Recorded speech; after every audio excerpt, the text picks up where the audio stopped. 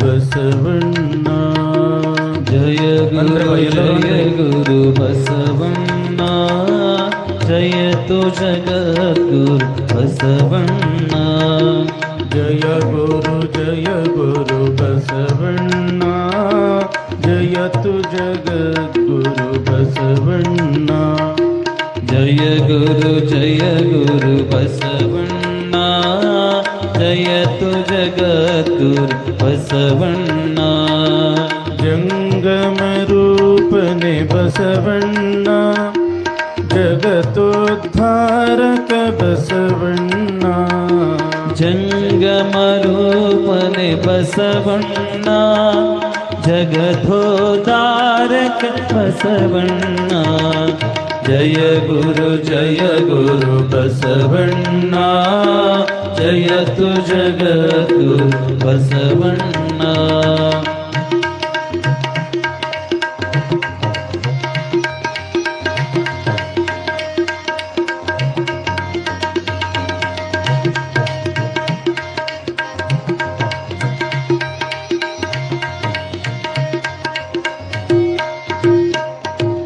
ಕಲ್ಯಾಣ ವಾಸನೆ ಬಸವಣ್ಣ, ಕಾರುಣ್ಯ ಮೂರುತಿ ಬಸವಣ್ಣ. ಕಲ್ಯಾಣ ವಾಸನೆ ಬಸವಣ್ಣ, ಕಾರುಣ್ಯ ಮೂರುತಿ ಬಸವಣ್ಣ. ಕಾಯಕ ಯೋಗಿಯೇ ಬಸವಣ್ಣ, ಕೈವಲ್ಯದಾತನೆ ಬಸವಣ್ಣ. ಕಾಯಕ ಯೋಗಿ ಬಸವಣ್ಣ, ಕೈವಲ್ಯದಾತನೆ ಬಸವಣ್ಣ. ಜಯ ಗುರು ಬಸವಣ್ಣ, ಜಯತು ಜಗದ್ಗುರು ಬಸವಣ್ಣ.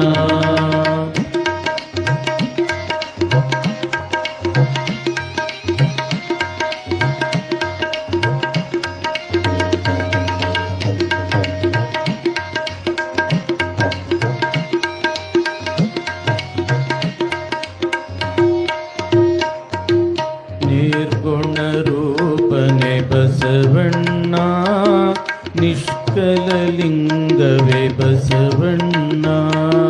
ನಿರ್ಗುಣ ರೂಪನೆ ಬಸವಣ್ಣ, ನಿಷ್ಕಲ ಲಿಂಗನ ಬಸವಣ್ಣ.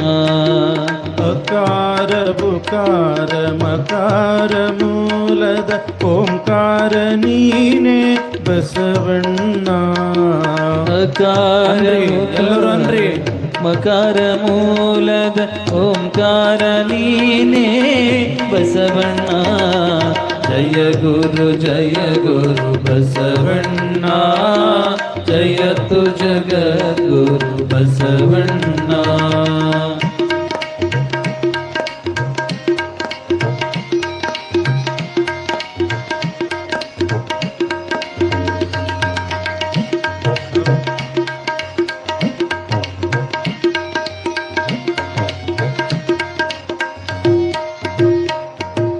ಪರಮ ಪ್ರಭುವೆನಿ ಬಸವಣ್ಣ, ಪತಿತ ಪಾವನನೆ ಬಸವಣ್ಣ. ಪರಮ ಪ್ರಭುವೆನಿ ಬಸವಣ್ಣ, ಪತಿತ ಪಾವನನೆ ಬಸವಣ್ಣ. ಭಕ್ತರ ಪ್ರಾಣನೆ ಬಸವಣ್ಣ, ಭವ ಭಯ ತಾರಕ ಬಸವಣ್ಣ. ಭಕ್ತರ ಪ್ರಾಣನೆ ಬಸವಣ್ಣ, ಭವ ಭಯಕಾರಕ ಬಸವಣ್ಣ. ಜಯ ಗುರು ಬಸವಣ್ಣ, ಜಯತು ಜಗದ್ಗುರು ಬಸವಣ್ಣ.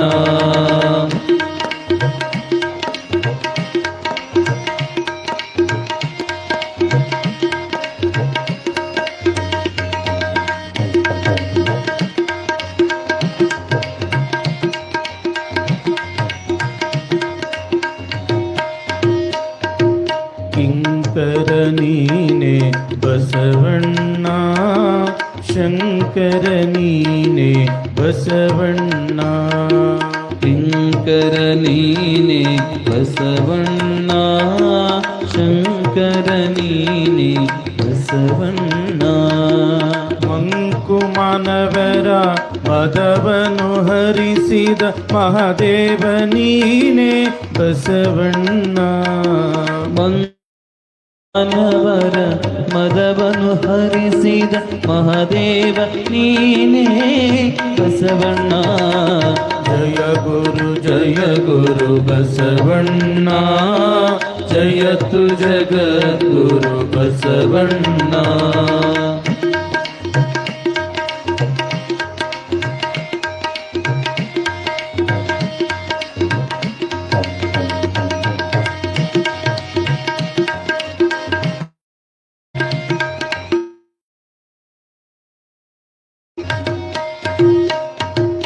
ಅಣುವಿನೊಳಗೆ ನೀ ಅಣುವಣ್ಣ, ಮಹದೊಳಗೆ ನೀ ಮಹವಣ್ಣ.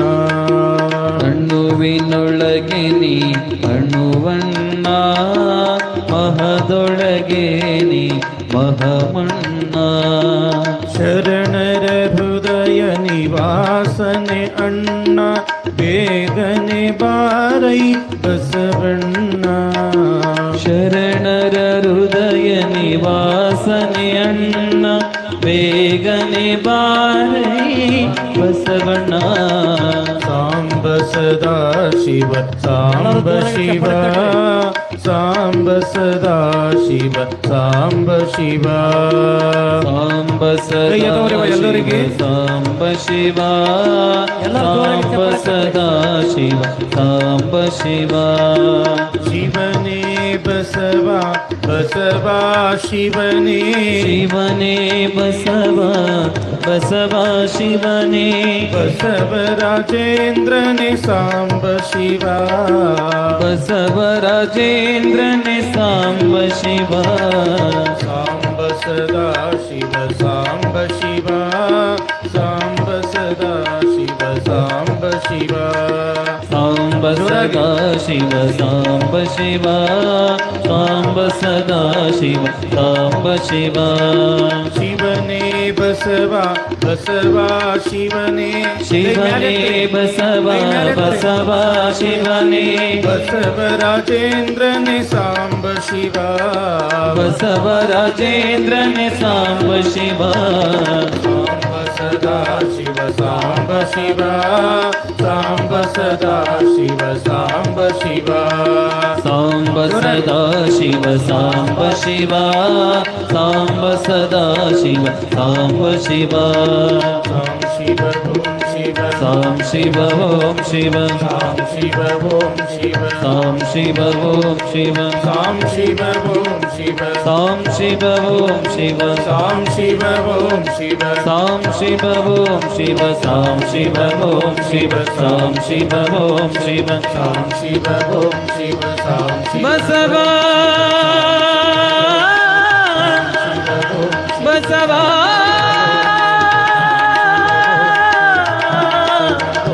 ಬಸವ ಬಸವ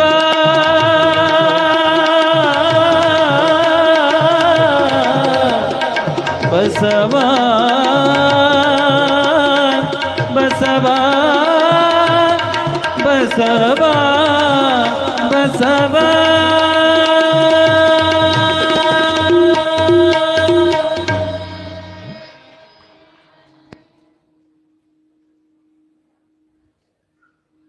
ಭಕ್ತಿ ಇಲ್ಲದ ಧರ್ಮ ವ್ಯರ್ಥವಾಗುವುದೆಂದು ಭಕ್ತಿತ್ರಯವ ಕಲಿಸಿ ಮುಕ್ತನೆನಿಸಿ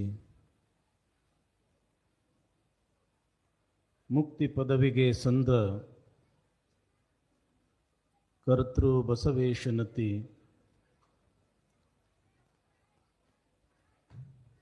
ಭಕ್ತಿ ಭಿಕ್ಷೆಯ ನೀಡಿ ಸಲಹೆನ್ನನು.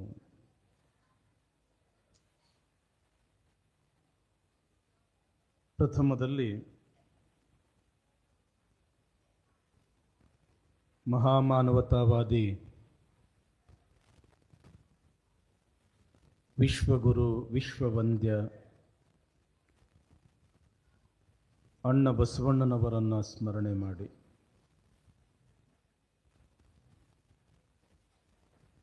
ಕಲ್ಯಾಣವನ್ನು ಪುನೀತಗೊಳಿಸಿರ್ತಕ್ಕಂಥ ಎಲ್ಲ ಶರಣ ಶರಣೆಯರನ್ನೂ ಸ್ಮರಿಸಿ ಆರಾಧ್ಯ ಗುರುದೇವರಾಗಿರ್ತಕ್ಕಂಥ ಹಾನಗಲ್ಲ ಗುರುಕುಮಾರ ಶಿವಯೋಗಿಗಳವರ ಶ್ರೀಚರಣಗಳನ್ನು ಮಸ್ತಕದ ಮೇಲೆ ಧರಿಸಿ ಶಿವಮೆಚ್ಚುವಂತೆ ಬಸವ ಪುರಾಣ ಬರೆದ ಭೀಮಕವಿಗಳವರನ್ನೂ ಸ್ಮರಣೆ ಮಾಡಿ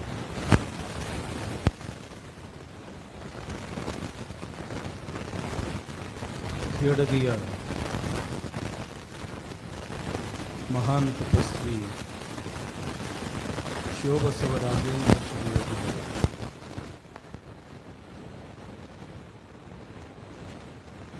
ಒಂದು ಸ್ಥಾನದೊಳಗೆ ಒಂದು ತಾಸು ಕುತ್ಕೊಳ್ಳೋಕ್ಕಾಗಲಿಲ್ಲ ಕಲಿಗೆ. ಆದರೂ ನಿರಂತರವಾಗಿ ಒಂದಲ್ಲ ಎರಡಲ್ಲ 14 ವರ್ಷಗಳ ಕಾಲ ಘೋರ ತಪಸ್ಸು ಮಾಡಿರ್ತಕ್ಕಂಥ ಒಬ್ಬ ಪುಣ್ಯಾತ್ಮ. ಅವರನ್ನು ನೆನೆಸೋದೇ ಅಂತಂದ್ರೆ ಅದು ಅಹೋಭಾಗ್ಯ. ಯಾರ ಕಣ್ಣುಗಳು ಆ ಪುಣ್ಯಾತ್ಮನ ದರ್ಶನವನ್ನು ಮಾಡಿವೆಯೋ ಬಹುತೇಕ ಆತನಷ್ಟು ಪುಣ್ಯ ಮಾಡಿದವರು ಮತ್ತೊಬ್ಬರಿಲ್ಲ. ಖೇಡಗಿಯ ಈ ಭೀಮಾ ನದಿಯ ದಂಡೆಯಲ್ಲಿ ನೆಲೆಸಿ ಈ ಭಾಗದ ಭಕ್ತರನ್ನೆಲ್ಲ ಉದ್ಧಾರ ಮಾಡಿರ್ತಕ್ಕಂಥ ಮಹಾನ್ ಶಿವಯೋಗಿ ಗುಡ್ಡದ ಬಸವರಾಜೇಂದ್ರ ಅಪ್ಪಗಳವರನ್ನು ಸ್ಮರಿಸಿ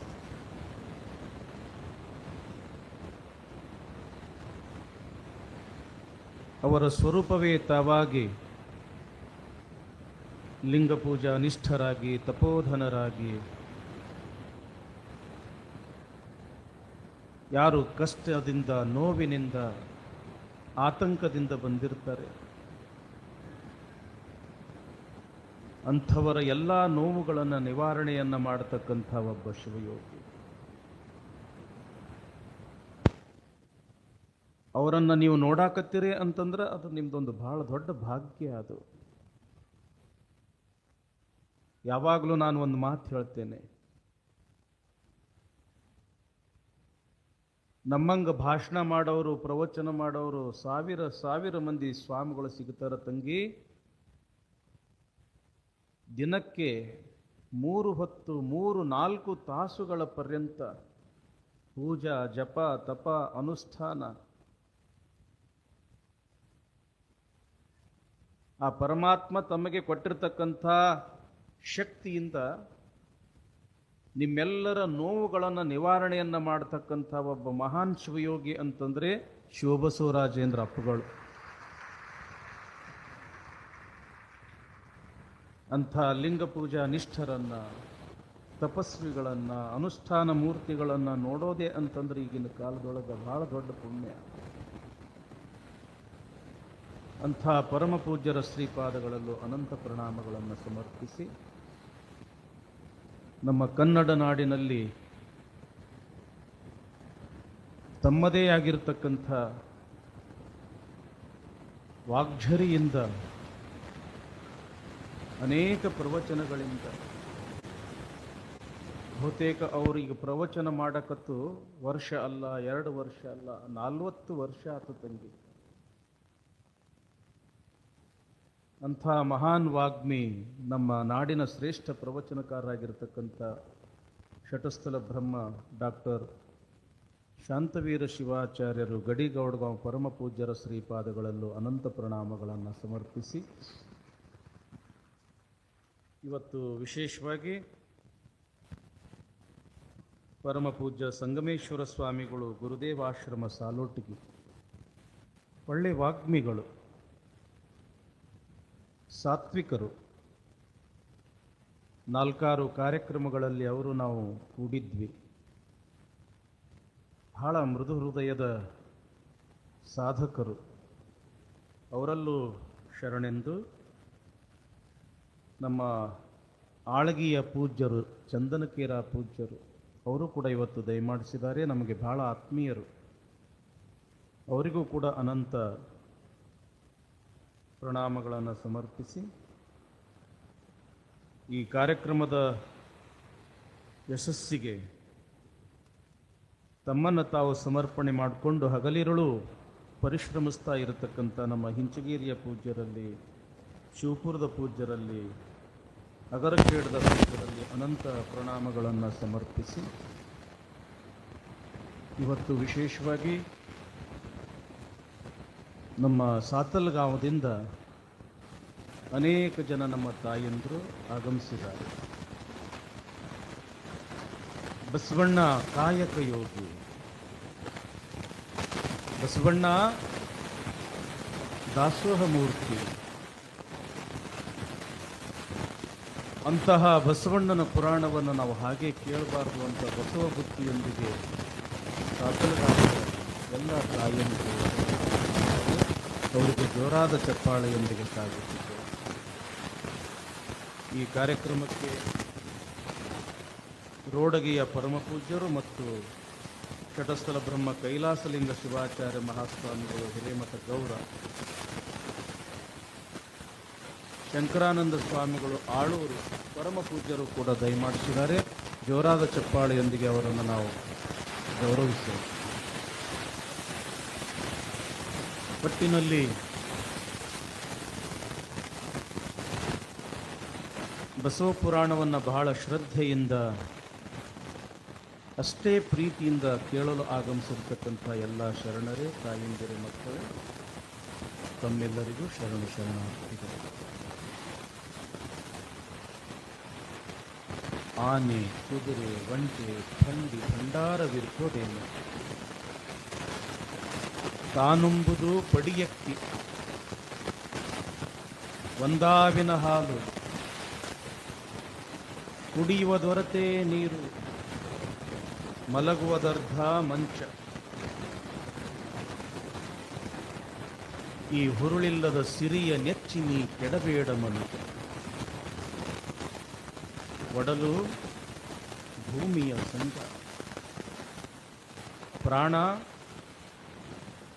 ವಾಯುವಿನ ಸಂಗ, ಕೈವಿಡಿದ ಮಡದಿ ಪರರ ಸಂಗ, ಒಡನೆ ತಾನೇ ನಪ್ಪುದು, ಸಾವಿಂಗೆ ಸಂಗಡವಾರು ಇಲ್ಲ ಕಾಣ, ನಿಕ್ಕಳಂಕ ಮಲ್ಲಿಕಾರ್ಜುನ.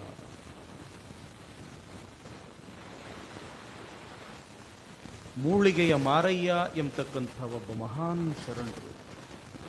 ತಂಗಿ, ಬಹಳ ಲಕ್ಷ್ಯ ಕೊಟ್ಟು ಕೇಳಬೇಕು. ಅಲ್ಲಿ ಬಾಗಿಲ್ದಾಗ ಅಲ್ಲಿ ಇಲ್ಲಿ ಯಾರೂ ನಿಂತು ಮಾತಾಡಬಾರ್ದು. ಸ್ವಲ್ಪ ಆದಷ್ಟು ಶಾಂತ ರೀತಿಯಿಂದ ಕೇಳಿದ್ರೆ ನಮಗೂ ಕೂಡ ಸಮಾಧಾನ ಆಗ್ತದೆ.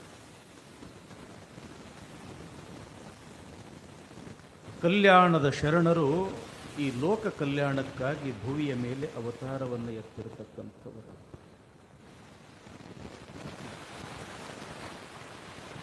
ಎಲ್ಲಿ ಕಾಶ್ಮೀರ, ಎಲ್ಲಿ ಕಲ್ಯಾಣ? ಒಬ್ಬ ಕಾಶ್ಮೀರದ ರಾಜ ಕಲ್ಯಾಣಕ್ಕೆ ಬಂದು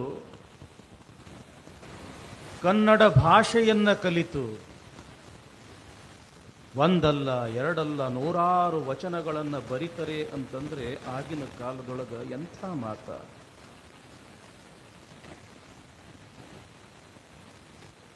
ಒಬ್ಬ ಮಹಾರಾಜ ಕಲ್ಯಾಣವನ್ನ ಕಂಡು ಬಸವಣ್ಣನ ದರ್ಶನವನ್ನ ಮಾಡಿ ಬಸವಣ್ಣನವರ ಆದರ್ಶಗಳಿಗೆ ಮಾರು ಹೋಗಿ ತಾನು ಒಬ್ಬ ಜನಸಾಮಾನ್ಯನಂತೆ ಕಲ್ಯಾಣದೊಳಗೆ ಇದ್ದುಕೊಂಡು ತಾನೊಬ್ಬ ಮಹಾರಾಜನಾಗಿದ್ರೂ ಕೂಡ ಎಲ್ಲವನ್ನ ತ್ಯಾಗ ಮಾಡಿ ಅಡವಿಗೆ ಹೋಗಿ ಕಟ್ಟಿಗೆಗಳನ್ನ ಕಡಿದು ಹೊರೆಯನ್ನ ಮಾಡಿಕೊಂಡು ತಲೆ ಮೇಲೆ ಹೊತ್ತುಕೊಂಡು ಕಟ್ಟಿಗೆ ಬೇಕೇನ್ರಿ ಅಂತ ತಿಳ್ಕೊಂಡು ಕಲ್ಯಾಣದ ಬೀದಿಗಳಲ್ಲಿ ತಿರುಗಾಡಿರ್ತಕ್ಕಂಥ ಒಬ್ಬ ಮಹಾನ್ ಶರಣ ಮೂಳಿಗೆಯ ಮಾರಯ್ಯ. ಆತನ ವಚನಗಳು ಬಹಳ ಅದ್ಭುತ. ಒಬ್ಬ ಮಹಾರಾಜ ಅಂತಂದ್ರೆ ಸುಖದ ಸುಪ್ಪತ್ತಿಗೆಯಲ್ಲಿ ಇರ್ತಕ್ಕಂಥವನು. ಮೆತ್ತನ ಹಾಸಿಗೆಯ ಮೇಲೆ ಮಲಗಿ ಸುಂದರವಾಗಿರ್ತಕ್ಕಂತಹ ಕನಸುಗಳನ್ನು ಕಾಣತಕ್ಕಂಥವನು. ಮೈ ತುಂಬ ರೇಷ್ಮೆಯ ವಸ್ತ್ರಗಳನ್ನು ಧರಿಸಿ, ಕೊರಳಲ್ಲಿ ಅನೇಕ ರತ್ನ ಖಚಿತವಾಗಿರ್ತಕ್ಕಂಥ ಆಭರಣಗಳನ್ನು ಧರಿಸಿ, ಅಮೂಲ್ಯವಾಗಿರ್ತಕ್ಕಂಥ ರತ್ನ ಖಚಿತವಾಗಿರ್ತಕ್ಕಂಥ ಕಿರೀಟವನ್ನು ತಲೆಯ ಮೇಲೆ ಧರಿಸಿ, ಅನೇಕ ಸಾಮಂತ ರಾಜರನ್ನ ಹೊಂದಿ ಆಡಳಿತ ಮಾಡತಕ್ಕಂಥ ಒಬ್ಬ ಶ್ರೇಷ್ಠ ರಾಜ ಜನಸಾಮಾನ್ಯರಂತೆ ದುಡಿದು ಬದುಕ್ತಾನಲ್ಲ, ಎಂಥ ವ್ಯಕ್ತಿತ್ವ ಇರಬೇಕು ಮೂಳಿಗೆಯ ಮಾರಾಯಣ. ಇದಕ್ಕೆ ಮೂಲ ಕಾರಣ ಬಸವಣ್ಣ. ಸಂಕಲ್ಪ ಮಾಡಿದ್ರು ಬಸವಣ್ಣವರು, ಲೋಕ ಕಲ್ಯಾಣಕ್ಕಾಗಿ ನನ್ನ ಈ ಮಹಾಮನೆಯೊಳಗ ಒಬ್ಬರಲ್ಲ ಇಬ್ಬರಲ್ಲ 1,96,000 ಜಂಗಮರನ್ನ ನಿತ್ಯವೂ ಕೂಡ ನಾವು ದಾಸೋಹ ಮಾಡಿಸ್ಬೇಕು, ಪ್ರಸಾದ ಮಾಡಿಸ್ಬೇಕು. ಇಂದಿಗೂ ಕೂಡ ನಮ್ಮ ನಾಡಿನಲ್ಲಿ, ವಿಶೇಷವಾಗಿ ನಮ್ಮ ವೀರಶೈವ ಲಿಂಗಾಯತರಲ್ಲಿ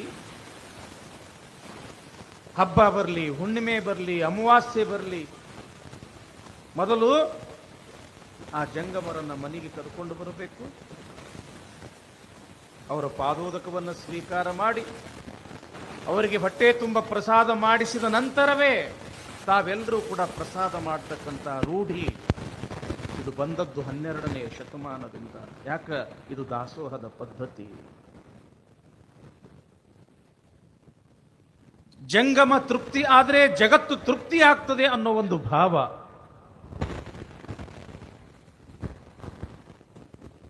ಲಕ್ಷದ 96,000 ಮಂದಿ ತಂಗಿ, ಒಬ್ರಲ್ಲ ಇಬ್ರಲ್ಲ 100 ಅಲ್ಲ 1000 ಅಲ್ಲ, 1,96,000 ಮಂದಿ ನಿತ್ಯವೂ ಕೂಡ ಬಸವಣ್ಣನ ಮಹಾಮನೆಯೊಳಗ ತೃಪ್ತಿ ಆಗ್ಬೇಕು ಅನ್ನೋದು ಬಸವಣ್ಣನ ಸಂಕಲ್ಪ. ಕನ್ನಡ ನಾಡೆಲ್ಲ ತಿರುಗದ ಜಂಗಮರನ್ನ ಕರ್ಕೊಂಡು ಬಂದ. ಮಹಾರಾಷ್ಟ್ರ, ಆಂಧ್ರ, ತಮಿಳುನಾಡು, ಕೇರಳ ಎಲ್ಲ ಕಡೆಗೆ ಸಂಚಾರ ಮಾಡಿ ಮಾಡಿ ಮಾಡಿ ಅಲ್ಲಿರ್ತಕ್ಕಂಥ ಎಲ್ಲ ಜಂಗಮರನ್ನ ಕಲ್ಯಾಣಕ್ಕೆ ಕರ್ಕೊಂಡು ಬಂದ ಬಸವಣ್ಣ. ಆದರೂ ಕೂಡ 6,000 ಜನ ಜಂಗಮರು ಕಡಿಮೆ ಬಿದ್ದರು. 1,96,000 ಮಂದಿ ಜಂಗಮರ ತೃಪ್ತಿ ಮಾಡಬೇಕು ಅನ್ನೋದು ಸಂಕಲ್ಪ. ಕಡಿಮೆ ಬಿದ್ದಿದ್ದು ಎಷ್ಟು ಮಂದಿ? 6,000. ಎಲ್ಲಿ ಹುಡುಕಿದ್ರು ಕೂಡ ಒಬ್ಬ ಜಂಗಮರು ಸಿಗ್ತಾ ಇಲ್ಲ. ಯಾಕ? ಇದ್ದ ಎಲ್ಲ ಜಂಗಮರನ್ನ ತನ್ನ ಕಲ್ಯಾಣದೊಳಗೆ ಕರ್ಕೊಂಡು ಬಂದಾನ ಬಸವಣ್ಣ. ಹೀಗೆ ಚಿಂತೆಯನ್ನ ಮಾಡ್ತಾ ಕುಂತಿರ್ತಕ್ಕಂತಹ ಸಮಯದೊಳಗೆ ಶಟಸ್ಥಲ ಜ್ಞಾನಿಯಾಗಿರ್ತಕ್ಕಂಥ ಚನ್ನ ಬಸವಣ್ಣನವರು ಬರ್ತಾರ. ಅಪ್ಪ ಗುರುವೇ ಸಂಗನ ಬಸವಣ್ಣ. ಯಾವಾಗಲೂ ಕೂಡ ಚನ್ನ ಬಸವಣ್ಣನವರಿಗೆ ಕರಿಬೇಕಾಗಿತ್ತು ಅಂತಂದ್ರೆ ಅಪ್ಪ ಗುರುವೇ ಸಂಗನ ಬಸವಣ್ಣ. ಯಾಕ? ಚನ್ನ ಬಸವಣ್ಣನ ಗುರುವೇ ಬಸವಣ್ಣ. ನೇರವಾಗಿ ಬಸವಣ್ಣ ಅಂತಿರ್ಲಿಲ್ಲ, ಸಂಗನ ಬಸವಣ್ಣ ಅಂದ್ರೆ ಪರಮಾತ್ಮನ ಬಸವಣ್ಣ. ಯಾಕ್ರಿಪ್ಪ? ಯಾವಾಗಲೂ ನಿಮ್ಮ ಮುಖ ಕಮಲದ ಹೂವಿನಂಗ ಅರಳಿ ಕುಲು ಕುಲು ಅಂತ ನಗ್ತಾ ಇರ್ತಿತ್ತು, ನಿಮ್ಮ ಮುಖ ಯಾಕೆ ಇವತ್ತು ಬಾಡ್ಯದ? ಏನ್ ಕೇಳ್ತಿ ಚನ್ನಬಸವಣ್ಣ? ಲೋಕ ಕಲ್ಯಾಣಕ್ಕಾಗಿ 1,96,000 ಗಣಗಳಿಗೆ ನಿತ್ಯವೂ ತೃಪ್ತಿ ಮಾಡಬೇಕು ಅನ್ನೋ ಸಂಕಲ್ಪ ನಂದು. ಆದ್ರೆ ಏನ್ ಮಾಡ್ತಿ? ಇನ್ನೂ 6,000 ಜನ ಜಂಗಮರು ಕಡಿಮೆ ಬಿದ್ದಾರ. ಎಲ್ಲಿ ಹುಡುಕಿದ್ರು ಕೂಡ ಒಬ್ಬ ಜಂಗಮರು ಕೂಡ ಸಿಗ್ತಾ ಇಲ್ಲ ಅನ್ನೋ ಚಿಂತೆಯಾಗ್ಯದ. ಆವಾಗ ಅವಿರಳ ಜ್ಞಾನಿಯಾಗಿರ್ತಕ್ಕಂಥ ಚನ್ನಬಸವಣ್ಣವರಂತರ, ಅಪ್ಪ ಗುರುವೇ, ಯಾಕೆ ಚಿಂತೆ ಮಾಡ್ತೀರಿ? 6,000 ಜನ ಜಂಗಮರು ಒಂದೇ ಕ್ಷೇತ್ರದಲ್ಲಿ ಇರೋ ಒಂದು ಮಾಹಿತಿ ನನಗೆ ಗೊತ್ತದ. ನೀವು ಅಲ್ಲಿ ಹೋದ್ರ 6,000 ಜನ ಜಂಗಮರು ನಿಮಗೆ ಸಿಗ್ತಾರ. ಹೇಳು ಚನ್ನಬಸವಣ್ಣ, ಎಲ್ಲಿ ಸಿಗ್ತಾರಪ್ಪ 6,000 ಜನ ಜಂಗಮರು? ನೋಡ್ರಿ, ವಯಸ್ಸಿನಲ್ಲಿ ಸಣ್ಣವರಾದರೂ ಕೂಡ ಅರಿವಿನಲ್ಲಿ ಹಿರಿಯರಾಗಿರ್ತಕ್ಕಂಥ ಚನ್ನಬಸವಣ್ಣವರಂತಾರೆ, ಅಪ್ಪ ಸಂಗನ ಬಸವಣ್ಣ, ಕಾಶ್ಮೀರ ಏನು ಭೂಲೋಕದ ಸ್ವರ್ಗ ಅಂತ ಕರೆಸಿಕೊಳ್ತದೋ ಅಂಥ ಕಾಶ್ಮೀರದೊಳಗ ಮಾಂಡವ್ಯಪುರ ಎಂಬತಕ್ಕಂಥದ್ದು ಅದ, ದೊಡ್ಡ ಪಟ್ಟಣ ಅದ. ಅಲ್ಲಿ ಸಪಾದ ಲಕ್ಷದ ದೊರೆ ಮಹಾದೇವ ಭೂಪಾಲ ಎಂಬತಕ್ಕಂಥ ರಾಜ ನಿನ್ನ ಹಾಗೆ ಗುರು ಲಿಂಗ ಜಂಗಮ ಪ್ರೇಮಿ. ನಿತ್ಯವೂ ಕೂಡ ಜಂಗಮರ ಪಾದೋದಕ ಬೇಕು ಆ ರಾಜನಿಗೆ. ನಿತ್ಯವೂ ಕೂಡ ಆ ಜಂಗಮರಿಗೆ ದಾಸೋಹ ಮಾಡತಕ್ಕಂಥ ಒಂದು ದೊಡ್ಡ ಸದ್ಭಾವನೆ ಆ ಮಹಾದೇವ ಭೂಪಾಲನಿಗೆ. ತನ್ನ ಅರಮನೆಯೊಳಗ ಒಬ್ಬರಲ್ಲ ಇಬ್ಬರಲ್ಲ 6,000 ಜನ ಜಂಗಮರನ್ನ ಇಟ್ಟುಕೊಂಡು ಅವರಿಗೆ ನಿತ್ಯವೂ ಕೂಡ ದಾಸೋಹ ಮಾಡ್ತಾನೆ ಕಾಶ್ಮೀರದ ರಾಜನಾಗಿರ್ತಕ್ಕಂಥ ಮಹಾದೇವ ಭೂಪಾಲ. ನೀವು ಅಲ್ಲಿ ಹೋದ್ರಿ ಅಂತಂದ್ರೆ 6,000 ಜನ ಜಂಗಮರು ಸಿಗ್ತಾರ. ಆದ್ರ ಆ ಜಂಗಮರನ್ನ ಹೆಂಗ ಕರ್ಕೊಂಡು ಬರಬೇಕು ಅನ್ನೋದು ಅದು ನಿಮಗೆ ಬಿಟ್ಟ ವಿಚಾರ ಅಂತ ತಿಳ್ಕೊಂಡು ಯಾವಾಗ ಚನ್ನಬಸವಣ್ಣವ್ರು ಹೇಳಿದ್ರು ಬಹಳ ಖುಷಿಯಾತು. ಯಾರಿಗೆ? ಬಸವಣ್ಣವರಿಗೆ. ಯಾವಾಗಲೂ ಜಂಗಮರು ಅಂತಂದ್ರೆ ಸಾಕು ಬಸವಣ್ಣ ಹಿರಿ ಹಿಗ್ತಿದ್ದ. ಅಷ್ಟು ಜಂಗಮ ಪ್ರೇಮಿ ಬಸವಣ್ಣ, ಲಿಂಗದ ನೇಮಿ ಬಸವಣ್ಣ. ರಾತ್ರಿ ಇಡೀ ವಿಚಾರ ಮಾಡಿದ್ರು ಬಸವಣ್ಣವರು. ಮಹಾದೇವ ಭೂಪಾಲ ಗುರು ಲಿಂಗ ಜಂಗಮ ಪ್ರೇಮಿ ಅಂದ ಬಳಕ ಎಲ್ಲವನ್ನೂ ಬಿಡ್ತಾನ. ಆ ಜಂಗಮರನ್ನ ಆತ ನಮಗೆ ಬಿಡುವುದಿಲ್ಲ, ಕೊಡುವುದಿಲ್ಲ. ಆ ಜಂಗಮರನ್ನ ನಾನು ಕಲ್ಯಾಣಕ್ಕೆ ಕರ್ಕೊಂಡು ಬರಬೇಕಾಗಿತ್ತು ಅಂತಂದ್ರ ಆ ಜಂಗಮರ ಮನವನ್ನ ಗೆದ್ದು ಕರ್ಕೊಂಡು ಬರಬೇಕು. ರಾತ್ರಿ ಎಲ್ಲ ವಿಚಾರ ಮಾಡಿ ಮಾಡಿ ಮಾಡಿ ಒಂದು ನಿರ್ಧಾರಕ್ಕೆ ಬಂದ್ರು ಬಸವಣ್ಣವರು. ಮಾರುವೇಷ ಹಾಕೊಂಡ್ರು. ಎಂಥ ಮಾರುವೇಷ? ಕೋರಿ ಶೆಟ್ಟಿ ಅಂದ್ರ ಮಸಾಲೆ ಪದಾರ್ಥ ಮಾಡ್ತಕ್ಕಂಥ ಒಬ್ಬ ವ್ಯಾಪಾರಿಯ ವೇಷವನ್ನ ಹಾಕಿಕೊಂಡು ಮಸಾಲೆ ವಸ್ತುಗಳು, ಈ ಹೆಗಲಿಗೆ ಒಂದು ದೊಡ್ಡ ಜೋಳಿಗೆ, ಈ ಹೆಗಲಿಗೆ ಒಂದು ದೊಡ್ಡ ಜೋಳಿಗೆ, ಒಂದು ದೊಡ್ಡ ಗಂಟ, ಆ ಗಂಟಿನೊಳಗ ಜೋಳಿಗೆಯೊಳಗ ನಾನಾ ರೀತಿಯ ಮಸಾಲೆ ಪದಾರ್ಥಗಳನ್ನ ಹಾಕಿಕೊಂಡು ಎಲ್ಲಿಗೆ ಬರಕತ್ತಾರ? ಕಾಶ್ಮೀರಕ್ಕೆ ಬರ್ತಾ ಇದ್ದಾರೆ ವಿಶ್ವಗುರು ಬಸವಣ್ಣವರು.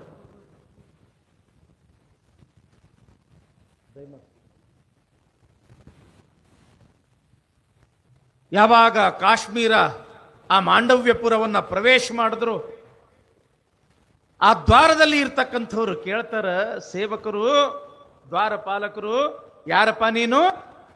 ಯಾಕೆ ಈ ಕಾಶ್ಮೀರಕ್ಕೆ ಬಂದಿ? ಬಸವಣ್ಣವ್ರು ಹೇಳ್ತಾರ, ನಾವು ದಕ್ಷಿಣ ಭಾರತದವರು, ಇಲ್ಲಿ ಮಸಾಲೆ ವ್ಯಾಪಾರ ಮಾಡಿಕೊಂಡು ಹೋಗಬೇಕು ಅಂತ ಬಂದಿವಿ ಅಂತ ತಿಳ್ಕೊಂಡು ಸುಳ್ಳು ಹೇಳ್ತಾರ ಬಸವಣ್ಣವರು. ಕಳಬೇಡ, ಕೊಲಬೇಡ, ಹುಸಿಯ ನುಡಿಯಲು ಬೇಡ, ಸುಳ್ಳು ಮಾತ ಆಡಬಾರ್ದು ಅಂತ ಹೇಳಿದವರೇ ಬಸವಣ್ಣವರು. ಆದ್ರ ಇಲ್ಲಿ ಸುಳ್ಳು ಹೇಳಾಕತ್ತಾರ. ಯಾವ ಕಾರಣಕ್ಕಾಗಿ? ಲೋಕ ಕಲ್ಯಾಣಕ್ಕಾಗಿ ಇರಬಹುದು ಅಂತ ತಿಳ್ಕೊಂಡು, ವ್ಯಾಪಾರಿ ಅಂತ ತಿಳ್ಕೊಂಡು ಅವನನ್ನ ಒಳಗೆ ಬಿಟ್ರು. ಯಾವಾಗ ಬಸವಣ್ಣವರು ಆ ಮಹಾದೇವ ಭೂಪಾಲನ ಅರಮನೆಗೆ ಬಂದರು, ಅಲ್ಲಿ ಇರ್ತಕ್ಕಂಥ ಆ ಜಂಗಮ ಸಮೂಹವನ್ನು ನೋಡಿ ಬಹಳ ಆನಂದ ಆತು ಬಸವಣ್ಣವರಿಗೆ. ಯಾಕ? ಮೈ ಮೇಲೆ ಕಾವಿಯ ಲಾಂಛನ ಅದ, ಹಣೆ ಮೇಲೆ ವಿಭೂತಿ, ಜಟಾಮುಕುಟಧಾರಿಯಾಗಿರ್ತಕ್ಕಂಥ ಅನೇಕ ಜಂಗಮರು, ಕೊರಳಲ್ಲಿ ಲಿಂಗ, ರುದ್ರಾಕ್ಷಿ, ಕೈಯಲ್ಲಿ ಯೋಗದಂಡ, ಕಮಂಡಲ, ಜಪಮಾಲೆ ಪಾದದಲ್ಲಿ ಆವುಗೆ ಮೊದಲೇ ಜಂಗಮ ಪ್ರೇಮಿ ಬಸವಣ್ಣ ಅವರನ್ನು ನೋಡಿದ ಕೂಡಲೇ ಇವ್ರು ಯಾರೂ ಬೇರೆ ಅಲ್ಲ, ಸಾಕ್ಷಾತ್ ಸಂಗಮನಾಥನೇ ಅಂತ ತಿಳ್ಕೊಂಡು ಅತ್ಯಂತ ಭಯ ಭಕ್ತಿಯಿಂದ ಬಸವಣ್ಣವರು ತಾವು ತಂದಿರತಕ್ಕಂಥ ಮಸಾಲೆ ಪದಾರ್ಥಗಳನ್ನ ಹಾಕಿ ಆ ಎಲ್ಲ ಜಂಗಮರಿಗೆ ಪ್ರಸಾದವನ್ನು ತಯಾರು ಮಾಡಕತ್ತಾರ, ಅಡಿಗೆ ತಯಾರು ಮಾಡಕತ್ತಾರ. ರುಚಿ ರುಚಿಯಾಗಿರ್ತಕ್ಕಂಥ ಅಡಿಗೆಯನ್ನ ತಯಾರು ಮಾಡಿ ಆ 6,000 ಜನ ಜಂಗಮರಿಗೆ ಆಮಂತ್ರಣ ಕೊಡ್ತಾರ. ಯಪ್ಪ, ನೀವು ನನ್ನ ಗುಡಿಸಲಕ್ಕೆ ಬಂದು ನನ್ನ ಮನೆಗೆ ಬಂದು ನೀವು ಪ್ರಸಾದ ಮಾಡಿಕೊಂಡು ಹೋಗಬೇಕು. ನಿತ್ಯವೂ ಮಹಾದೇವ ಭೂಪಾಲನ ಆಸ್ಥಾನದೊಳಗ ಮೃಷ್ಟಾನ್ನ ಭೋಜನವನ್ನ ಮಾಡತಕ್ಕಂಥ ಆ ಎಲ್ಲ ಜಂಗಮರು ದಯಮಾಡಿ ಆ ಎಲ್ಲ ಜಂಗಮರು ಆ ಬಸವಣ್ಣನವರ ಒಂದು ಗುಡಿಸಲಕ್ಕೆ ಬಂದರು. ತನ್ನ ಅಮೃತ ಹಸ್ತದಿಂದ ಮಾಡಿರ್ತಕ್ಕಂಥ ಆ ಅಡಿಗೆ ಅದೇನದು ಅಮೃತ ಪ್ರಾಯ, ಘಮ್ ಅಂತಿತ್ತು. ಹಂಗ ಬಸವಣ್ಣ ಮಾಡಿರ್ತಕ್ಕಂಥ ಅಡಿಗೆ ಪಾಕದೊಳಗ ನಳಪಾಕ ಅಂತಂದ್ರೆ ಶ್ರೇಷ್ಠ ಅಲ್ಲ ತಂಗಿ. 10 ಹರದಾರಿ ವಾಸನೆ ಬರ್ತಿತ್ತಂತ. ನಳ ಮಹಾರಾಜ ಅಡಿಗೆ ಮಾಡಕತ್ತಿದ್ನಂದ್ರ 10 ಹರದಾರಿ ವಾಸನೆ ಬರ್ತಿತ್ತಂತ. ಇನ್ನ ಪಂಚ ಪರುಷನಾಗಿರ್ತಕ್ಕಂಥ ಬಸವಣ್ಣ ಅಡಿಗೆ ಮಾಡಿದ್ರ ಹೆಂಗಿರ್ಲಿಕ್ಕಿಲ್ಲ. ಆ 6,000 ಜನ ಜಂಗಮರಿಗೆ ಸ್ವತಃ ಬಸವಣ್ಣನವರು ಅಡಿಗೆಯನ್ನ ಮಾಡಿ ತಮ್ಮ ಅಮೃತ ಹಸ್ತದಿಂದ ಎಲ್ಲರಿಗೂ ಕೂಡ ನೀಡ್ತಾರ, ಬಡಿಸ್ತಾರ. ತಗೊಳ್ರಪ್ಪ ಅಂತ ತಿಳ್ಕೊಂಡು ಕೈ ಮುಗಿತಾರ. ಎಲ್ಲರೂ ಆನಂದದಿಂದ ಪ್ರಸಾದ ಮಾಡ್ತಾರ. ಒಂದು ತುತ್ತು ಬಾಯಿಯೊಳಗ ಹಾಕೊಳ್ಳುದ ತಡ ಆ ಜಂಗಮರಂತರ, ಅಬ್ಬ ಎಂಥ ಪ್ರಸಾದ ಇದು, ದೇವಲೋಕದ ಅಮೃತವೂ ಕೂಡ ಇಷ್ಟು ರುಚಿಯಾಗಿರ್ಲಿಕ್ಕಿಲ್ಲ. ಯಾರಿವ ಪುಣ್ಯಾತ್ಮ, ಎಷ್ಟು ಅದ್ಭುತವಾಗಿ ಅಡಿಗೆ ಮಾಡ್ಯಾನ. ಯಪ್ಪ, ಹೊಟ್ಟಿ ತುಂಬ ಪ್ರಸಾದ ಮಾಡ್ರಿ, ತೃಪ್ತಿಯಾಗ್ಲಿ. ಇಷ್ಟಲಿಂಗಕ್ಕೆ ಅರ್ಪಿತ ಆಗ್ಲಿ, ಮಹಾಲಿಂಗಕ್ಕೆ ತೃಪ್ತಿ ಆಗಲ್ರಿಪ್ಪ, ಹೊಟ್ಟಿ ತುಂಬ ಪ್ರಸಾದ ಮಾಡ್ರಿ ಮಾಡ್ರಿ ಅಂತ ಪ್ರೀತಿಯಿಂದ ಬಡಿಸ್ತಾನ. ಎಲ್ಲರೂ ಹೊಟ್ಟಿ ತುಂಬ ಉಣ್ತಾರ. ಯಾರಪ್ಪ ನೀನು, ಯಾರು ನೀನು? ಇಲ್ಲ, ನಾವು ಹಿಂಗ ದಕ್ಷಿಣ ಭಾಗದಿಂದ ಬಂದಿದ್ದೀವಿ, ನಿಮಗೆ ಪ್ರಸಾದ ಮಾಡಕ ಅಂತ ಬಂದಿದ್ದೀವಿ ನಾವು. ನೀವು ಪ್ರಸಾದ ಸರಿಯಾಗಿ ತಗೋಬೇಕು ಅಂತ ತಿಳ್ಕೊಂಡು ಬಿನ್ನಹ ಮಾಡ್ತಾರ. ದಿವಸ ಅಲ್ಲ, 2 ದಿವಸ ಅಲ್ಲ, 8-10 ದಿವಸ ತನಕ ಹಿಂಗ ಪ್ರಸಾದ ಮಾಡುದು, ಅವರಿಗೆ ನೀಡುವುದು, ಹೊಟ್ಟೆ ತುಂಬ ಉಣಿಸೋದು. ಯಾವಾಗ ಬಸವಣ್ಣನವರು ಮಾಡಿರ್ತಕ್ಕಂಥ ಅಡಿಗೆಯನ್ನ ಈ ಜಂಗಮರು ಪ್ರಸಾದ ಮಾಡಾಕತ್ರು, ಮಹಾರಾಜನ ಪಂಚ ಪಕ್ವಾನ್ನ ಎಲ್ಲ ಅವರು ಮರ್ತು ಬಿಟ್ರು. ಯಾಕೆ? ಬಸವಣ್ಣವರಿಗೆ ಗೊತ್ತಿತ್ತು ಈ ಜಂಗಮರನ್ನ ನಾವು ಒಲಿಸ್ಕೋಬೇಕಾಗಿತ್ತು ಅಂತಂದ್ರ ಇವರಿಗೆ ಸರಿಯಾದ ರೀತಿಯ ಒಂದು ಪ್ರಸಾದ ಮಾಡಿಸ್ಬೇಕು, ಭೋಜನ ಮಾಡಿಸ್ಬೇಕು. ಯಾಕೆ? ಜಂಗಮರು ಅಂತಂದ್ರೆ ಏನು ಪ್ರಿಯ? ಭೋಜನ ಪ್ರಿಯ. ಒಂದು ಮಾತು ಗೊತ್ತೈತನ ತಂಗಿ ನಿಮ್ಗ? ಅಲಂಕಾರ ಪ್ರಿಯ ವಿಷ್ಣು, ಅಭಿಷೇಕ ಪ್ರಿಯ ಶಿವ, ನಮಸ್ಕಾರ ಪ್ರಿಯೋ ಪ್ರಭಾಕರ, ಜಂಗಮೋ ಭೋಜನ ಪ್ರಿಯ. ವಿಷ್ಣು ನಮ್ಮ ಮ್ಯಾಲ ಕೃಪಾ ಆಗ್ಬೇಕಾಗಿತ್ತು ಅಂತಂದ್ರೆ, ಅವನ ಆಶೀರ್ವಾದ ನಮಗೆ ಸಿಗಬೇಕಾಗಿತ್ತು ಅಂತಂದ್ರೆ ಏನು ಮಾಡ್ತಾರೆ ಗೊತ್ತದ? ಏನು? ಅಲಂಕಾರ. ಇವತ್ತು ನೀವು ಯಾವುದೇ ಒಂದು ವಿಷ್ಣುನ ದೇವಸ್ಥಾನಕ್ಕೆ ಹೋಗ್ರಿ, ರಾಮನ ದೇವಸ್ಥಾನಕ್ಕೆ ಹೋಗ್ರಿ, ಕೃಷ್ಣನ ದೇವಸ್ಥಾನಕ್ಕೆ ಹೋಗ್ರಿ, ಆ ದೇವರಿಗೆ ಅಗ್ದಿ ಬಹಳ ಚಂದ ಅಲಂಕಾರ ಮಾಡಿರ್ತಾರೆ. ಯಾಕೆ? ವಿಷ್ಣುವಿಗೆ ಅಲಂಕಾರ ಅಂತಂದ್ರೆ ಬಹಳ ಪ್ರೀತಿ. ಅಲಂಕಾರ ಪ್ರಿಯ ವಿಷ್ಣು, ಅಭಿಷೇಕ ಪ್ರಿಯ ಶಿವ. ವಿಷ್ಣುವಿಗೆ ಅಲಂಕಾರ ಅಂತಂದ್ರೆ ಪ್ರೀತಿ. ಇನ್ನು ನಮ್ಮಪ್ಪ ಶಿವಗೆಲ್ಲರ ಅಲಂಕಾರ ಮಾಡಿದ್ ನೋಡ್ರಿ ಏನ್ ನೀವು? ಅವನಿಗೆ ಅಲಂಕಾರ ಬೇಕಾಗಿಲ್ಲ. ಏನ್ ಬೇಕು ಹೇಳ್ರಿ? ಅಭಿಷೇಕ ಪ್ರಿಯ ಶಿವ.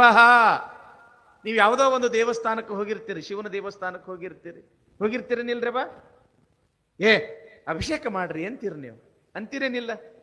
ಅಭಿಷೇಕ ಮಾಡ್ರಿ. ಯಾಕ? ಅಭಿಷೇಕ ಮಾಡಿದ್ರೆ ಅವನು ಕೃಪಾ ನಮ್ಗೆ ಆಗ್ತದ ಅನ್ನೋ ಒಂದು ಭಾವನೆ.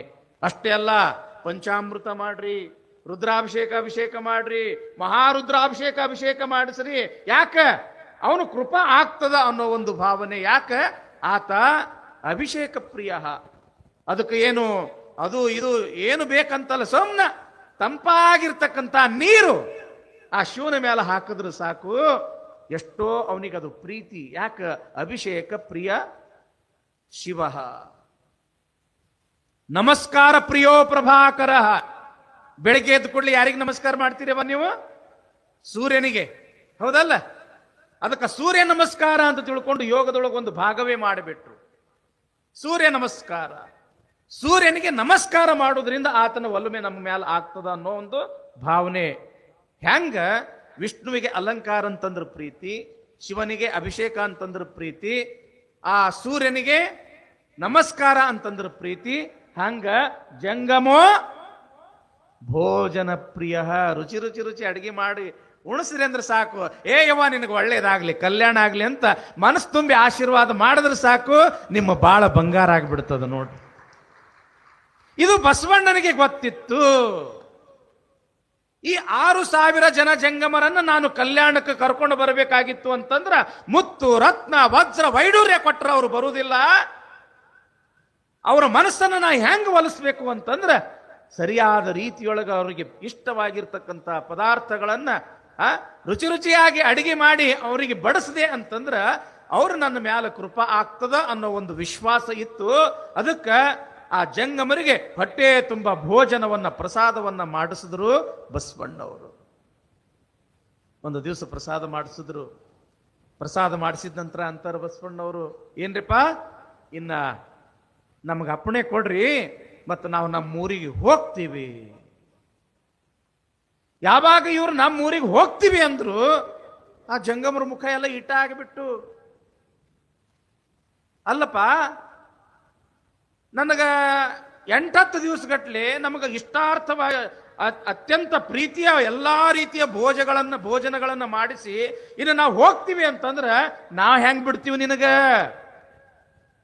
ಇಟ್ಟು ಚಲೋ ಚಲೋ ಅಡಿಗೆ ಮಾಡಿ ಉಣಿಸಿದಿ ನನಗ ನಮ್ಮೆಲ್ಲರಿಗೂ. ಇನ್ನು ನಡ್ಬರ್ಕ ಹೋಗ್ತೀನಿ ಅಂತಂದ್ರ ನಾವು ನಿನಗ ಬಿಡುದಿಲ್ಲ ಅಂತಾರ ಕಾಶ್ಮೀರದಲ್ಲಿ ಇರ್ತಕ್ಕಂಥ ಆ ಜಂಗಮರು. ಅವಾಗ ಬಸವಣ್ಣವ್ರ ಅಂತಾರಂತ, ಏನ್ರಿಪ್ಪ ನೀವೇನಿಗೆ 8 ದಿವಸಗಟ್ಲೆ ಏನು ಪ್ರಸಾದ ಮಾಡಿದ್ರಲ್ಲ, ಇದ ಪ್ರಸಾದ ನಿಮಗೆ ನಿತ್ಯವೂ ಕೂಡ ಬೇಕೇನು? ಪ್ರತಿ ದಿವಸನೂ ಕೂಡ ಇಂಥ ಪ್ರಸಾದ ಬೇಕೇನು ನಿಮಗ ಊಟ ಮಾಡಕ್ಕ, ಪ್ರಸಾದ ಮಾಡಕ್ಕ? ಓಹೋ ಬೇಕು.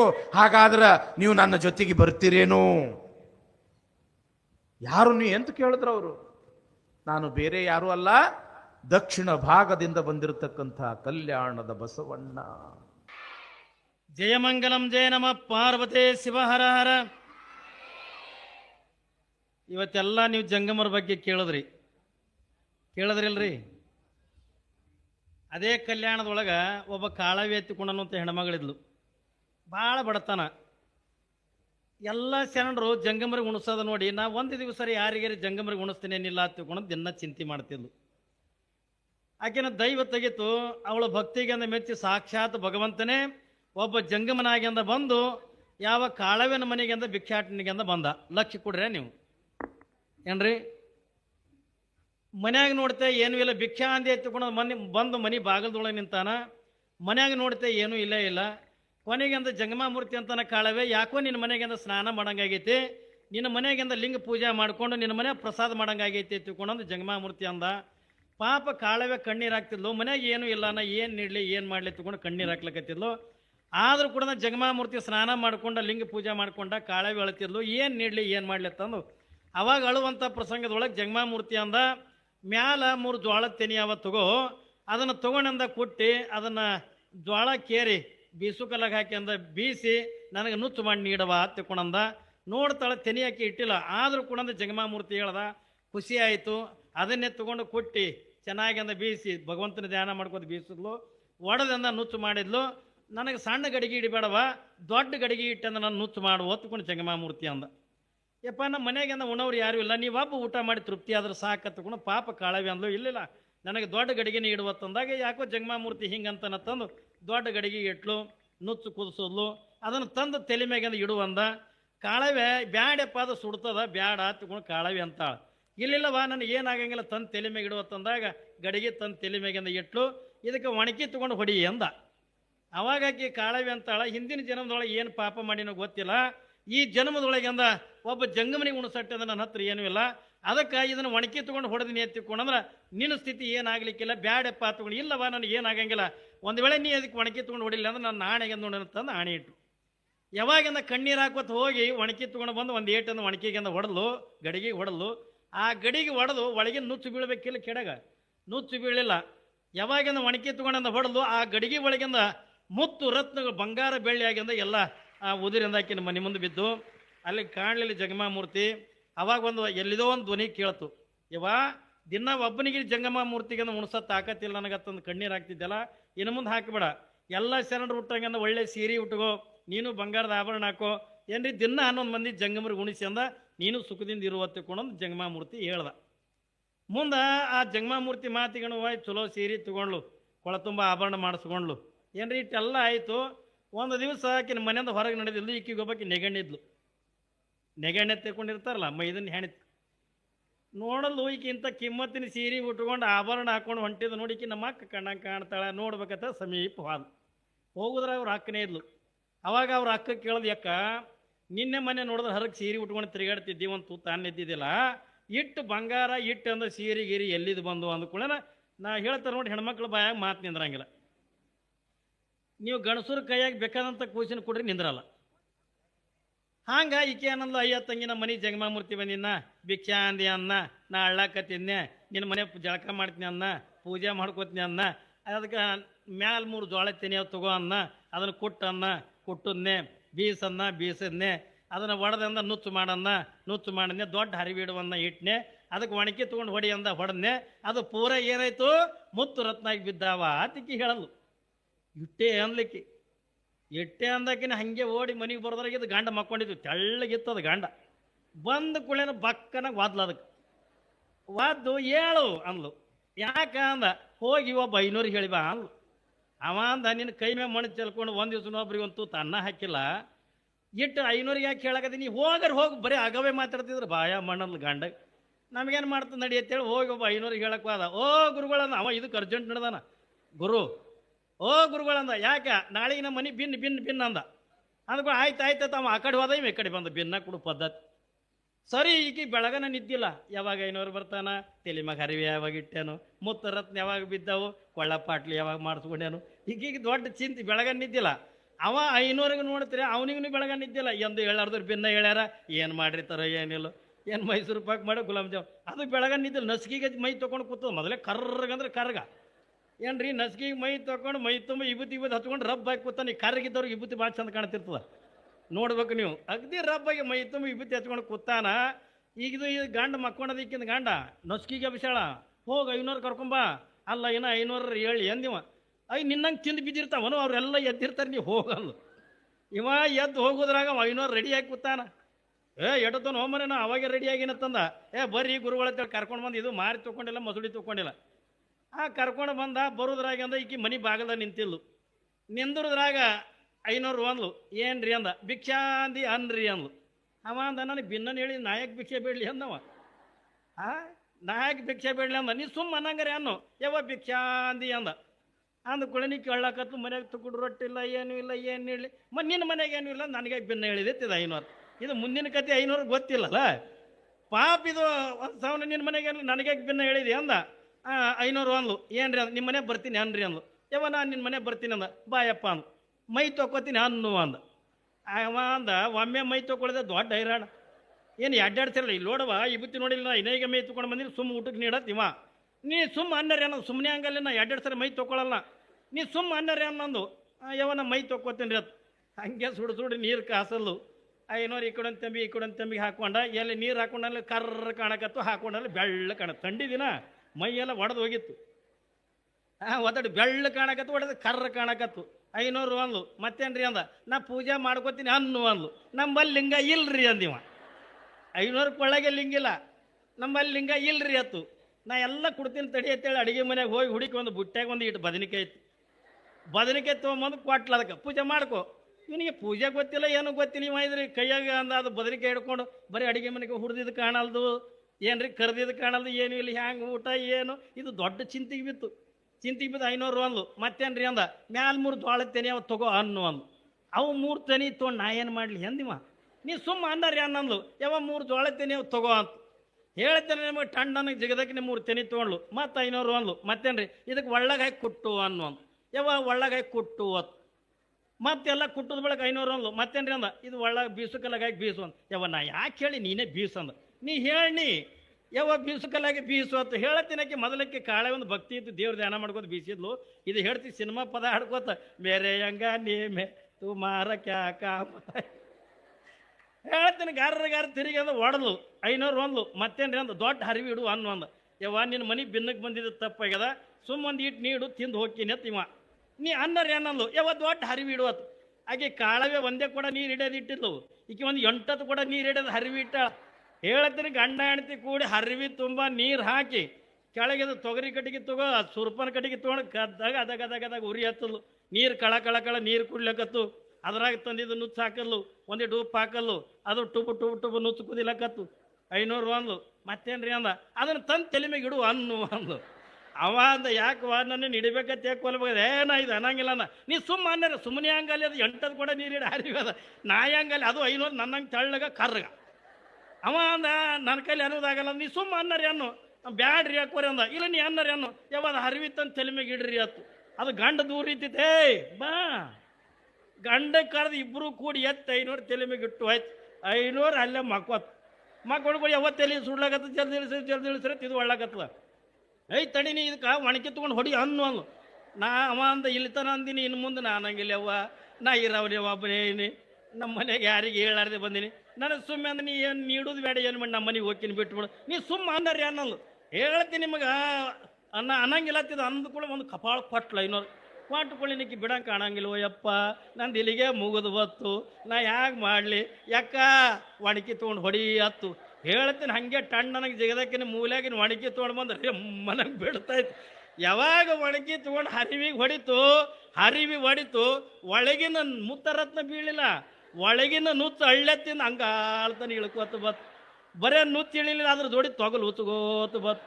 ಇದು ಒಂದು ಸಾವನ್ನ ಉರುಪು ತಾಳ ಟಣ್ ಟಣ್ ಟಣ್ ಟಣ್ ಜಿಗಿದೆ ಆಳಕತ್ತು. ಹೇಳ್ತೀನಿ, ಅವ್ರ ಮನೆಗೆ ಒಂದು ಕೇಲಿತ್ತು, ನೀರು ತುಂಬ ಹೌದ, ಅದರಾಗೆ ಜಿಗದೆ ಅಂದ್ರೆ ಒದ್ದಾಡಿ ಅಲ್ಲೇ ಸತ್ಯ ಹೋಯ್ತು ಏನ್ರಿ. ಮತ್ತು ನೀವು ಯಾರೇ ನಮ್ಮನ್ನು ಕರೆದು ಹಂಗೆ ಮಾಡಿರ್ತೀನಿ. ಅವ್ರಂತಾರೆ ಅಡಿಗೆ ಮಂದಿ ನಿಮ್ಮ ಕರೆಯಂಗನಿಲ್ಲ, ನಾವು ಹಂಗೆ ಮಾಡಂಗನಿಲ್ಲ. ಯಾಕಂದ್ರೆ ಟಿಫಿನ್ ಬಾಕ್ಸೇ ಮಟ್ಟಕ್ಕೆ ಬರ್ತದೆ, ಹೌದಲ್ರಿ. ಇರಲಿ. ಶಿವಯೋಗಿಗಳವರ 61ನೆಯ ಪುಣ್ಯ ಸ್ಮರಣೋತ್ಸವ, ಅದರ ಜೊತೆಗೆ ರಾಚಾರೂಢರ ಗುರುಗಳು ಪುಣ್ಯ ಸ್ಮರಣೋತ್ಸವ, ಜೊತೆಗೆ ಇನ್ನೊಬ್ಬ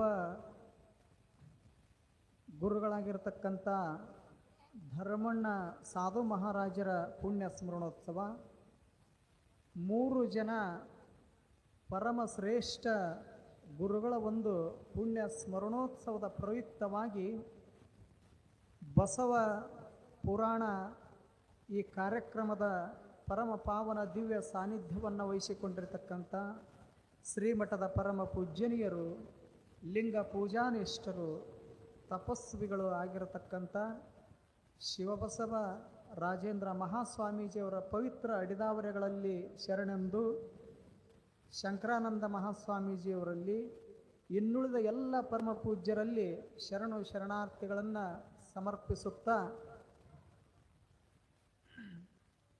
ಈಗಾಗಲೇ ಹೊತ್ತಾಗ್ಯದ, ನಿಮಗೆ ಹೊತ್ತಾಗಿದ್ದು ನಮಗೆ ಗೊತ್ತಾಗ್ಯದ. ಈಗ ಏನು ಹೇಳೋದಿಲ್ಲ, ಒಂದೇ ಒಂದು ಮಾತು ಹೇಳ್ತೀನಿ. ಶಿಲ್ಪ ಕಲಾಕೃತಿಗಳನ್ನು ನೋಡಬೇಕಾಗಿತ್ತು ಅಂದ್ರೆ ಹಳೆಬೀಡು ಹಂಪಿಗೆ ಹೋಗಬೇಕು. ತಾಜ್ ಮಹಲ್ ನೋಡ್ಬೇಕಾಗಿತ್ತಂದ್ರೆ ಆಗ್ರಾಕ್ಕೆ ಹೋಗ್ಬೇಕು. ಗೋಲ್ ಗುಂಬಜ್ ನೋಡ್ಬೇಕಾಗಿತ್ತಂದ್ರೆ ವಿಜಯಪುರಕ್ಕೆ ಹೋಗ್ಬೇಕು. ಹೇಗೋ ಹಾಗೆ ಭಕ್ತಿ ಶ್ರದ್ಧೆಯಿಂದ ಬಸವ ಪುರಾಣ ಕೇಳುವಂತಹ ಸದ್ಭಕ್ತರನ್ನು ನೋಡ್ಬೇಕಾಗಿತ್ತಂದ್ರೆ ಕ್ಯಾಡಗಿ ಗ್ರಾಮಕ್ಕೆ ಬರ್ಬೇಕನ್ನುವಂಥದ್ದನ್ನು ಹೇಳ ಬಯಸುತ್ತಾ, ಇಲ್ಲಿವರೆಗೂ ನಮ್ಮ ಉಪ್ಪಿನ ಬೆಟಗೇರಿ ಅಜ್ಜವರು ನೋಡ್ರಿ ಎಷ್ಟು ಚಲೋ ಕರ್ನಾಟಕದೊಳಗೆ ಬಸವ ಪುರಾಣ ಎಲ್ಲಾದರೂ ನಡೆದಿತ್ತು ಅಂದ್ರೆ ಅದನ್ನು ನಿರರ್ಗಳವಾಗಿ ಸುಲಿದ ಬಾಳಿ ಹಣ್ಣಿನಂದದೆ, ಅಳಿದ ಉಷ್ಣದ ಹಾಲಿನಂದದೆ, ಹೆಂಗೆ ತಾಯಿ ಮಗುವಿಗೆ ತುತ್ತು ಮಾಡಿ ಉಣಿಸ್ತಾಳಲ್ಲ, ಹಂಗೆ ಆ ಬಸವಣ್ಣನವರ ಒಂದು ಜೀವನ ಪ್ರಸಾದವನ್ನು ನಿಮಗೆ ಎಡೆ ಮಾಡುವಂತಹ ಶ್ರೇಷ್ಠ ಪರಮ ಪೂಜ್ಯರವರು, ಶ್ರೇಷ್ಠ ವಾಗ್ಮಿಗಳು ಅವರು ಒಂದು ತಾಸು ನಿಮ್ಮೆಲ್ಲರಿಗೂ ಕಾಯಕದ ಬಗ್ಗೆ, ಬಸವಣ್ಣನವರ ಜೀವನ ಚರಿತ್ರೆಯ ಬಗ್ಗೆ, ಶರಣರ ಲೀಲಾಮೃತದ ಬಗ್ಗೆ ಈಗಾಗಲೇ ಅವರು ಹೇಳಿದಾರ.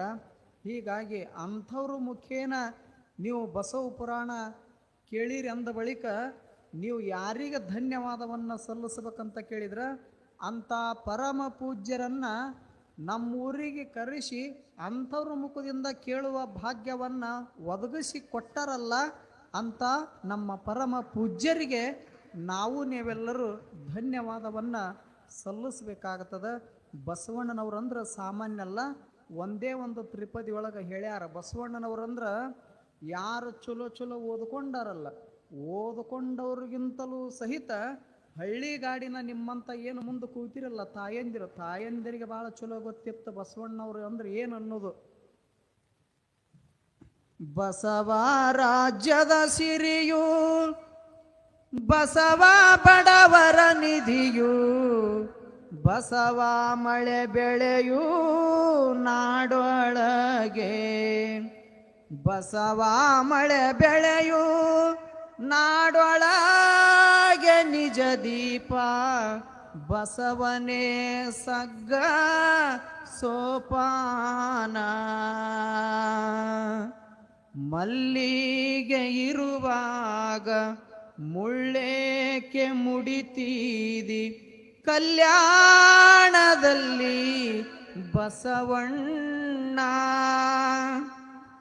ಕಲ್ಯಾಣದಲ್ಲಿ ಬಸವಣ್ಣನಿರುವಾಗ ಕಲ್ಲಿಗೆಕೆ ಕೈಯ ನೀನು ಮುಗಿಯತೀದಿ, ಕಲ್ಲಿಗೆಕೆ ಕೈಯ ನೀನು ಮುಗಿಯತೀದಿ, ಕರುಣ ಬಂದರೆ ಕಾಯೋ ಮರಣ ಬಂದರೆ ಒಯ್ಯೋ, ಕರುಣಿ ಕಲ್ಯಾಣದ ಬಸವಣ್ಣ, ಬಸವ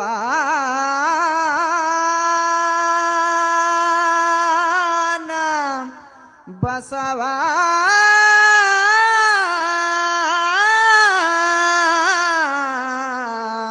ಕರುಣಿ ಕಲ್ಯಾಣದ ಬಸವಣ್ಣ ಎನ್ನಯ್ಯ, ಕಡೆತನಕ ಕಾಯೋ ಅಭಿಮಾನವ, ಕಡೆತನಕ ಕಾಯೋ ಅಭಿಮಾನವ, ಕಡೆತನಕ ಕಾಯೋ ಅಭಿಮಾನವ.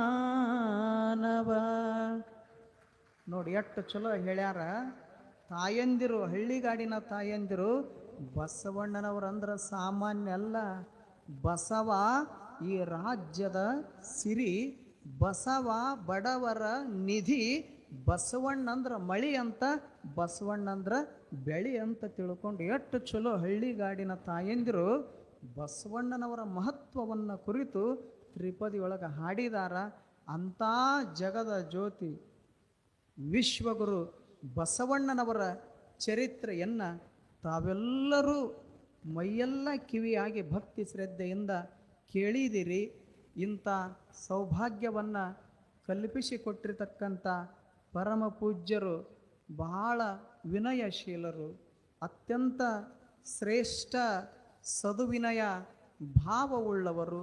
ಅಂಥ ಪರಮ ಪೂಜ್ಯರೂ ಕೂಡ ನಮ್ಮನ್ನು ಆಮಂತ್ರಿಸಿ ಎರಡು ನುಡಿಗಳನ್ನು ಆಡಲಿಕ್ಕೆ ಅವಕಾಶ ಮಾಡಿಕೊಟ್ಟಿದ್ದಾರೆ. ಅಂಥ ಪರಮ ಪೂಜ್ಯರಿಗೆ ಅನಂತ ಅನಂತ ಶರಣಾರ್ಥಿಗಳನ್ನು ಸಮರ್ಪಿಸುತ್ತಾ, ಇಲ್ಲಿಯವರೆಗೂ ಸಹಿತ ತಾವೆಲ್ಲರೂ ಭಕ್ತಿ ಶ್ರದ್ಧೆಯಿಂದ ಆಲಿಸಿದಿರಿ. ತಮ್ಮೆಲ್ಲರಿಗೂ ಆ ಪರಮ ಪೂಜ್ಯನೀಯರಾಗಿರತಕ್ಕಂಥ ಬಸವರಾಜೇಂದ್ರ ಅಪ್ಪುಗಳವರ ಕೃಪಾ ಆಶೀರ್ವಾದ ಸದಾವ ಕಾಲ ನಿಮ್ಮ ಮ್ಯಾಲಿರಲಿ ಅಂತ ಹಾರೈಸುತ್ತಾ ಎರಡು ನುಡಿಗಳನ್ನು. ಲಿಂಗಾಯ ನಮಃ. ಕಾಯದೊಳುಗುರು ಲಿಂಗ ಜಂಗಮ ದಾಯತವನರು ಎಲ್ಕೆ ಸುಲಭೋ ಪಾಯದಿಂದಿದಿರಿಟ್ಟು ಬಾಹ್ಯ ಸ್ಥಳಕ್ಕೆ ಕುರು ಹಾಗಿ, ದಾಯದೋರಿ ಸಮಸ್ತ ಭಕ್ತನಿ ಕಾಯವನ್ನು ಪಾವನವ ಮಾಡಿದ ರಾಯಪೂರ್ವಾಚಾರ್ಯ ಸಂಗನ ಬಸವ ಶರಣಾರ್ಥಿ.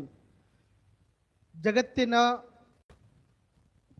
ಎಲ್ಲ ದಾರ್ಶನಿಕರನ್ನ ಸ್ಮರಣೆ ಮಾಡಿ ಪರಮ ಪೂಜ್ಯ ಶಿವಬಸವ ರಾಜೇಂದ್ರ ಮಹಾಸ್ವಾಮಿಗಳವರ ಷಷ್ಠಬ್ದಿ ಪೂರ್ತಿ ಮಹಾಸಮಾರಂಭದ ಭವ್ಯವಾದ ವೇದಿಕೆಯ ಮೇಲೆ ಆಸೀನರಾಗಿರುವಂಥ ಶ್ರೀಮಠದ ಒಡೆಯರಾದ ನನಗೆ ಗುರುಗಳಾಗಿರುವಂತಹ ಪರಮ ಪೂಜ್ಯ ಶಿವಬಸವ ರಾಜೇಂದ್ರ ಮಹಾಸ್ವಾಮಿಗಳವರ ದಿವ್ಯ ಚರಣಗಳಿಗೆ ಭಕ್ತಿಪೂರ್ವಕ ಪ್ರಣಾಮಗಳನ್ನು ಸಲ್ಲಿಸಿ, ಪೂಜ್ಯರಾಗಿರುವಂತಹ ಹೆಂಚಗೇರಿಯ ಶ್ರೀಗಳಲ್ಲಿ, ಇನ್ನೋರ್ವ ಪೂಜ್ಯರಲ್ಲಿ, ನಮ್ಮ ಶಿವಪುರದ ಶ್ರೀಗಳಲ್ಲಿ ಆಗಮಿಸಿರುವಂತಹ ತಮ್ಮೆಲ್ಲರಿಗೂ ಅನಂತ ಶರಣಾರ್ಥಿಗಳನ್ನು ಸಲ್ಲಿಸಿ, ವಿಶ್ವ ಜಾಗತಿಕ ಇತಿಹಾಸದೊಳಗೆ ಧರ್ಮ ಸಮಾಜ ಸಾಹಿತ್ಯ ಸಂವರ್ಧನೆಗಾಗಿ ಸಕಲ ಜೀವಾತ್ಮರಿಗೂ ಲೇಸನೆ ಬಯಸಿದವ ಅದು ನಮ್ಮ ಬಸವಣ್ಣ ಅನ್ನುವಂಥ ಮಾತುಗಳನ್ನ ಬಹಳ ಅಭಿಮಾನಪೂರ್ವಕವಾಗಿ ಈ ಒಂದು ಸಂದರ್ಭದೊಳಗೆ ತಿಳಿಸುವ ಮೂಲಕ ಜನರಾಡುವ ಭಾಷೆಯೊಳಗೆ ವಚನಗಳನ್ನು ರಚನೆಯನ್ನ ಮಾಡುವುದರ ಮೂಲಕ ನಮ್ಮೆಲ್ಲರಿಗೂ ಪ್ರಜಾಪ್ರಭುತ್ವದ ಪರಿಕಲ್ಪನೆಯನ್ನ ಮೊಟ್ಟ ಮೊದಲನೆಯ ಬಾರಿಗೆ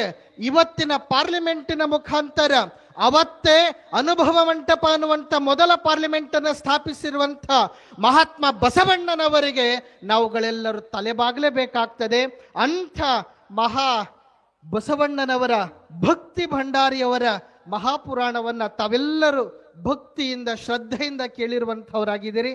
ಅಂಥ ಬಸವಣ್ಣನವರ ಮಾರ್ಗದರ್ಶನ ಆಶೀರ್ವಾದದ ಬೆಳಕಿನ ಉಪಾಧಿಯೊಳಗೆ ನಾವು ನೀವುಗಳೆಲ್ಲ ಬದುಕನ್ನು ಮಾಡುತ್ತಾ ಇರುವಂಥದ್ದು ಬಹಳ ಸಂತೋಷದ ಸಂಗತಿಯಾಗಿದೆ.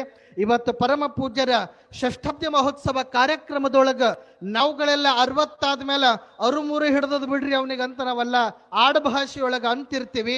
ಅದಲ್ಲ, ಏನು ಅರುಮೂರು ಹಿಡ್ದೀವಿ ಅಂತ ನಾವೆಲ್ಲ ಆಡುಭಾಷೆಯೊಳಗೆ ಅಂದ ಬಿಡ್ತೀವಲ್ಲ, ಆ ಮಾತುಗಳು ಸಲ್ಲದೆ ಇರುವಂಥದ್ದು ಅರಳುವಿಕೆ ಅನ್ನುವಂಥದ್ದನ್ನ ಮರಳಿ ಪಡೆಯುವಂಥದ್ದೇ ಅದು 60ನೇ ವರ್ಷದ ಕಾರ್ಯಕ್ರಮ ಅನ್ನುವಂಥದ್ದನ್ನ ನಾನು ಈ ಒಂದು ಸಂದರ್ಭದೊಳಗೆ ಹೇಳಕ್ಕೆ ಇಚ್ಛಾ ಪಡ್ತೇನೆ. ಇವನಾರವ ಎಂದೆನಿಸದೆ ಇವ ನಮ್ಮವ ಅನ್ನುವಂಥ ಬೀಜವನ್ನ ಬಿತ್ತಿರುವಂಥ ಈ ಪುಣ್ಯದ ಪ್ರಾಂಗಣದೊಳಗೆ ನಾವುಗಳೆಲ್ಲರೂ ಒಂದು ಕ್ಷಣ ಕೂತು ಆ ಚೂರಿ ಚುಕ್ಕಣ್ಣನ ಮನಸ್ಸೆ ಹಂಗ ಪರಿವರ್ತನೆಯಾಗಿ ಆತ ಒಬ್ಬ ಶರಣನಾಗ್ತಾನೆ.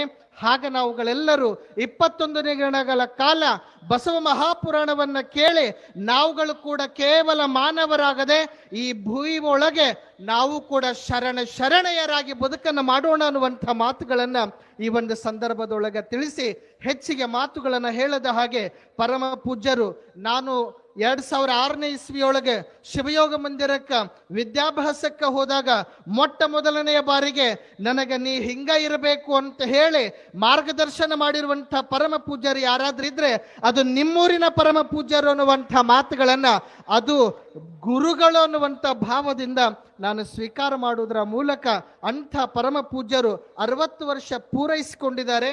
ಅವರು ಇನ್ನೂ 100 ವರ್ಷ ಆಯುಷ್ಯ ಆರೋಗ್ಯ ಭೋಗ ಭಾಗ್ಯ ಆ ಪರಮಾತ್ಮ ಕೊಟ್ಟು ಅವರ ಜೊತೆಗೆ ನಮ್ಮೆಲ್ಲರನ್ನ ಹರಸಲಿ ಅನ್ನುವಂಥ ಮಾತುಗಳನ್ನು ತಿಳಿಸಿ, ಲೇಸ ಕೇಳಲಿ ಕಿವಿಯು ನಾಲಿಗೆ ಲೇಸ ನುಡಿದು ಬರಲಿ, ಲೇಸೇ ಕೈಗಳಿಂದಾಗಲಿ ಲೇಸೇ ಹೃದಯದಿಂದಾಗಲಿ ಲೇಸೇ ಮನಸ್ಸಿನಿಂದಾಗಲಿ ಅನ್ನುವಂಥ ಮಾತುಗಳನ್ನು ತಿಳಿಸಿ ಪೂಜ್ಯರ ಚರಣಗಳಿಗೆ 2 ತೊದಲ ನುಡಿಗಳನ್ನು ಸಮರ್ಪಣೆಯನ್ನು ಮಾಡಿ ವಿರಮಿಸ್ತೇನೆ. ಜೈ ಗುರು ಬಸವೇಶ್ವರ.